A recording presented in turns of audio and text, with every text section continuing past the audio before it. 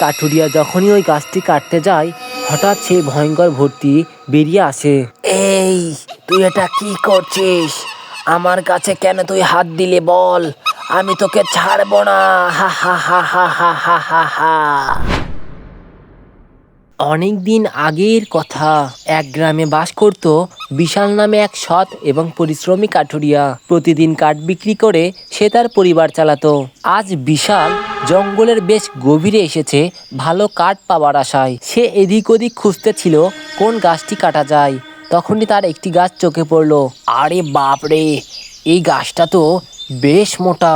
এটাকে কাটতে পারলে 1 সপ্তাহ আর জঙ্গলে আসতে হবে না। এই কথা বলে সে গাছটির কাছে গেল, কিন্তু যখনই সে গাছটিতে কোরাল চালালো হঠাৎ সে ভূতটি বেরিয়ে আসে।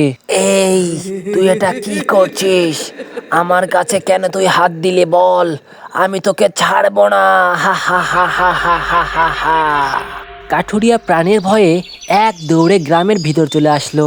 আরে বিশাল, বাবা এত দৌড়াচ্ছিস কেন? কি হয়েছে তোর? কোনো বিপদ হয়েছে নাকি আবার? আরে কাকু, আমি যেটা দেখে এলাম সেটা কেউ বিশ্বাস করবে না। এদিকে এই গ্রামেরই এক ছেলে রাজু রাতের বেলা অফিস করে যখন বাড়ি ফিরছিল তার সাথেও এমনটা হয়। পরদিন সকালবেলা মানিক মিয়া তার ট্যাক্সিটা নিয়ে বেরিয়েছে প্যাসেঞ্জার তুলবে বলে। ও কাকু, কোথায় যাবেন? আমার ট্যাক্সিটা ফাঁকা পড়ে রয়েছে, আমি নিয়ে যাব। কিন্তু কেন জানি লোকটি মানিক মিয়ার দিকে এক ধ্যানে তাকিয়েছিল। কিন্তু না, সে লোকটি কোনো বৃদ্ধ লোক ছিল না, সে ছিল সেই ভয়ঙ্কর ভূতটি। হা হা হা হা হা হা হা হা। আমি তোদের কাউকে ছাড়বো না, সব কটাকে মেরে ফেলবো। হা হা হা হা হা হা হা হা। এরপর সেই মানিক মিয়ার ট্যাক্সিটা নিয়ে ভূতটি পালিয়ে গেল। মিনিট 10 পরেই সেখানে পুলিশ চলে আসলো। পুলিশ এসে দেখলো মানিক মিয়া ইতিমধ্যেই মারা গেছেন।